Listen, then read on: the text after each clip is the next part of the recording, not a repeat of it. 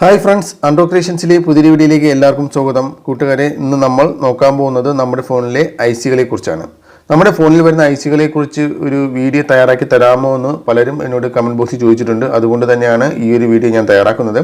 അപ്പോൾ ഇന്ന് നമ്മൾ നോക്കാൻ പോകുന്നത് നമ്മുടെ ഫോണിൻ്റെ മദർ ബോർഡ് എടുത്ത് നോക്കിക്കഴിഞ്ഞാൽ, നമ്മുടെ ഫോണിൻ്റെ ബോർഡ് എടുത്ത് നോക്കിക്കഴിഞ്ഞാൽ ഒരുപാട് ഐസികൾ അതിൻ്റെ അകത്തുണ്ടാവും.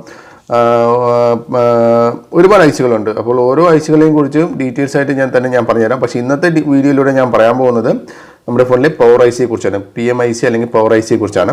അപ്പോൾ നമുക്ക് ഈ ഒരു PMIC എങ്ങനെ നമുക്ക് ഫൈൻഡ് ഔട്ട് ചെയ്യാം, ഒരു ഫോണിൻ്റെ മദർ ബോർഡ് എടുത്തു കഴിഞ്ഞാൽ എങ്ങനെ ഫൈൻഡ് ഔട്ട് ചെയ്യാം, എവിടെയാണ് PMIC അല്ലെങ്കിൽ പവർ മാനേജ്മെൻറ്റ് ഐസി ഇരിക്കുന്നത് എന്നുള്ളതും അതിൻ്റെ വർക്കിംഗ് പ്രൊസീജിയർ എന്താണെന്നുള്ളതും, അതുപോലെ തന്നെ PMIC കംപ്ലൈൻ്റ് ആയി കഴിഞ്ഞാൽ നമ്മുടെ ഫോണിൽ എന്തൊക്കെ പ്രോബ്ലംസുകൾ സംഭവിക്കും എന്നുള്ളതൊക്കെ ഇന്നത്തെ ഈ ഒരു വീഡിയോയിലൂടെ നമുക്കൊരു ലഘുവായി നമുക്ക് നോക്കാം.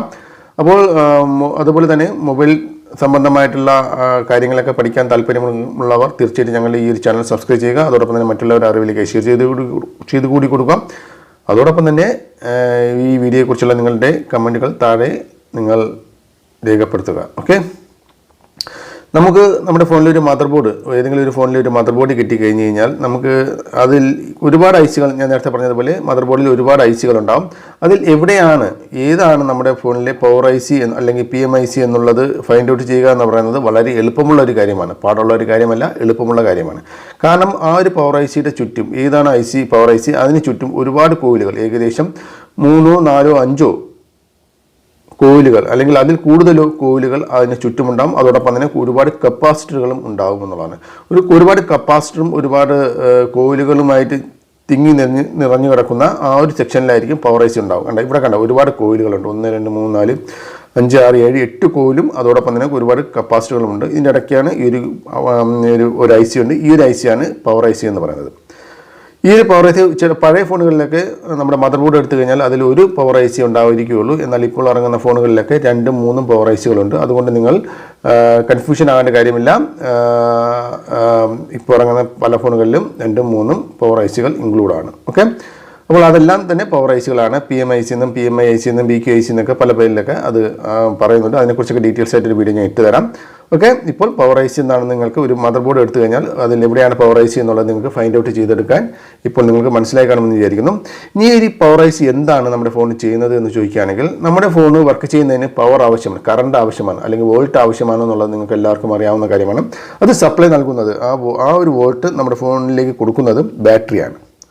ഓക്കെ, ബാറ്ററി എന്ന് പറയുന്ന വോൾട്ട് നേരെ പവർ ഐസിയിലേക്ക് വന്നിട്ട് പവർ ഐസിയാണ് എത്രത്തോളം വോൾട്ട് എവിടെയൊക്കെ വേണമെന്നുള്ളത് കൊടുക്കുന്നത്. അതായത് ബാറ്ററിയിൽ നിന്ന് വരുന്ന വോൾട്ട് എന്ന് പറയുന്നത് 3.7 മുതൽ 4.4 വോൾട്ട് വരെയാണ്. ആ ഒരു വോൾട്ടാണ് നമ്മുടെ പവർ ഐസിയിലേക്ക് ഇൻപുട്ടായിട്ട് കൊടുക്കുന്നത്. ഒരു പവർ ഐസിയിലേക്ക് കയറുന്നത് 4.4 വോൾട്ട് മുതൽ 3.7 വോൾട്ട് മുതൽ 4.4 വോൾട്ട് വരെ നമുക്ക് ഈ പവർ ഐസിക്കകത്ത് ഇൻപുട്ടായിട്ട് കയറുന്നുണ്ട്. അപ്പോൾ ഇതിൽ നിന്ന് ഔട്ട് പോകുന്ന വോൾട്ട് പല വോൾട്ടുകളായിരിക്കും. 0.8 വോൾട്ട് ഉണ്ടാവും, 1.2 വോൾട്ട് ഉണ്ടാവും, 1.8 വോൾട്ട് ഉണ്ടാവും, 3.4 ഉണ്ടാവും. അങ്ങനെ പല തരത്തിലുള്ള വോൾട്ടുകൾ, പല ഡിഫറെൻറ്റ് ആയിട്ടുള്ള വോൾട്ടുകൾ എവിടെയൊക്കെ, ഏതൊക്കെ സെക്ഷനിൽ ഏതൊക്കെ തരത്തിലുള്ള വോൾട്ടുകൾ പോകുന്നു എന്നുള്ളത് ഈ ഒരു പവർ ഐസിയുമായി റിലേറ്റഡ് ആയിട്ടായിരിക്കും.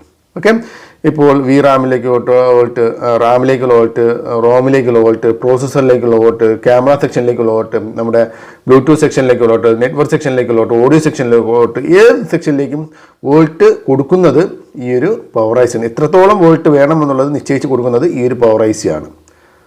ഓക്കെ, അതായത് ഒരു എക്സാമ്പിൾ പറയുകയാണെങ്കിൽ, ഇത് നമ്മുടെ കമ്പ്യൂട്ടറിൻ്റെ മദർ ബോർഡാണ്, ഒരു ഡെസ്ക്ടോപ്പിൻ്റെ ഒരു മദർ ബോർഡാണ്. ഈ മദർ ബോർഡിൽ ഓരോ സെക്ഷനിലേക്കും വോൾട്ട് വോൾട്ട് കൊടുക്കുന്നത് അല്ലെങ്കിൽ സപ്ലൈ കൊടുക്കുന്നത് നമ്മുടെ SMPS എന്ന് പറയുന്ന ഒരു ഇതാണ്, ബോക്സാണ്.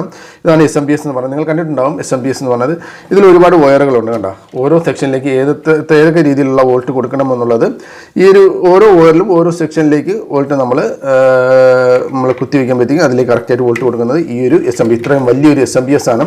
ഈ ഒരു കമ്പ്യൂട്ടറിന് വേണ്ട വോൾട്ടുകൾ കൊടുക്കുന്നത് ഈ ഒരു SMPS. ഈ ഒരു SMPS ചെയ്യുന്ന അതേ കാര്യം തന്നെയാണ് ഈ ഒരു നമ്മുടെ ഫോണിൽ ഈ ചെറിയൊരു PMIC അല്ലെങ്കിൽ പവർ മാനേജ്മെൻറ്റ് ഐസി ചെയ്യുന്നത്. ഇത്രയും വലിയ SMPSലുള്ള ഇത്രയും വലിയ കാര്യങ്ങളെല്ലാം കൂടെ ചുരുക്കി ഒരു ചെറിയൊരു ചിപ്പിലേക്ക് കയറ്റിയിട്ട് ആ ഒരു ചിപ്പാണ് ഈ ഒരു നമ്മുടെ മദർ ബോർഡിനെ വോൾട്ടുകൾ എത്രത്തോളം വേണമെന്നുള്ളത് കൺട്രോൾ ചെയ്തെടുക്കുന്നത്. ഓക്കെ, മനസ്സിലായി കാണുമെന്ന് കഴിഞ്ഞാൽ അപ്പോൾ നിങ്ങൾക്ക് ഇപ്പോൾ തന്നെ മനസ്സിലായി കാണും എത്രത്തോളം പ്രാധാന്യമുള്ളതാണ് ഈ ഒരു PMIC അല്ലെങ്കിൽ പവർ മാനേജ്മെൻറ്റ് IC എന്നുള്ളത് നിങ്ങൾക്ക് മനസ്സിലായി കാണും.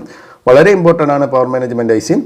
ഓക്കെ, ഈ ഒരു പവർ മാനേജ്മെൻറ്റ് IC അല്ലെങ്കിൽ ഈ ഒരു PMIC കംപ്ലൈൻ്റ് ആയി കഴിഞ്ഞാൽ നമ്മുടെ ഫോണിൽ എന്താണ് സംഭവിക്കുന്നതെന്ന് ചോദിക്കുന്നത് എന്തും സംഭവിക്കും. ഏതൊരു പ്രോബ്ലംസ് വരാം. നമ്മുടെ ഫോണിൽ നെറ്റ്വർക്ക് ഇഷ്യൂസ് ഉണ്ടാവാം, അതുപോലെ തന്നെ ഡിസ്പ്ലേ സംബന്ധമായിട്ടുള്ള ഡിസ്പ്ലേ കാണാതിരിക്കാൻ ഡിസ്പ്ലേ സംബന്ധമായ ഇഷ്യൂസ് ഉണ്ടാവും, അതുപോലെ തന്നെ ഫോൺ ഓണാകത്തില്ല, ഫോൺ പൂർണ്ണമായിട്ട് ഡെഡ് ആയിരിക്കാം, അതുപോലെ തന്നെ നമ്മുടെ ക്യാമറ സെക്ഷനിൽ കംപ്ലൈൻറ്റ് ഉണ്ടാവും, മൈക്ക് സെക്ഷനിൽ, ഓഡിയോ സെക്ഷനിൽ, അങ്ങനെ എന്തും നമ്മുടെ ഫോണിനെ സംബന്ധിച്ച് എന്ത് പ്രോബ്ലംസിനും ചിലപ്പോൾ ഈ ഒരു PMIC അല്ലെങ്കിൽ പവർ മാനേജ്മെൻറ്റ് IC പ്രശ്നം കൊണ്ട് സംഭവിക്കാം. അപ്പോൾ ഇന്നൊരു പ്രശ്നം കൊണ്ട് ആണ് എന്ന് പറയാൻ സാധിക്കത്തില്ല. എല്ലാം നമ്മുടെ ഫോണിനെ സംബന്ധിച്ച് എല്ലാ കാര്യങ്ങളും എല്ലാത്തിലും വേണ്ടുള്ള വോൾട്ട് കൊടുക്കുന്നത് PMIC ആണ്. അതുകൊണ്ട് തന്നെ PMICയിൽ ഏതെങ്കിലും സെക്ഷനിലേക്കുള്ള വോൾട്ട് കട്ടാവുകയാണ്, PMICയിൽ നിന്നും ഏതെങ്കിലും സെക്ഷനിലേക്ക് വോൾട്ട് കട്ടാവുകയാണെങ്കിൽ ആ ഒരു സെക്ഷൻ വർക്ക് ആകത്തില്ല.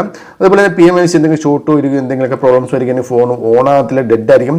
PMICയിൽ നിന്ന് നമ്മുടെ റോമിലേക്കോ അല്ലെങ്കിൽ പ്രോസസ്സറിലേക്കോ പോകുന്ന മെയിൻ വോൾട്ടുകൾ കട്ടായ ഫോൺ പൂർണ്ണമായിട്ടും ഡെഡ് ആയിരിക്കും.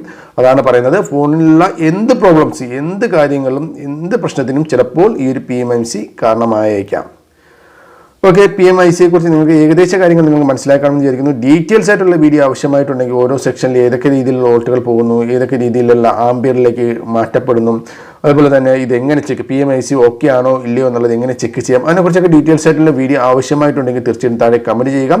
അപ്പോൾ ഫ്രണ്ട്സ്, ഈ ഒരു വീഡിയോ നിങ്ങൾ ഇഷ്ടപ്പെട്ടെങ്കിൽ വീഡിയോക്ക് ലൈക്ക് ചെയ്യുന്നതോടൊപ്പം തന്നെ മറ്റുള്ളവരുടെ അറിവിലേക്ക് ഷെയർ ചെയ്ത് കൊടുക്കുക. അതോടൊപ്പം തന്നെ ഞങ്ങളുടെ ചാനൽ സബ്സ്ക്രൈബ് ചെയ്യാൻ മറക്കാതിരിക്കാം.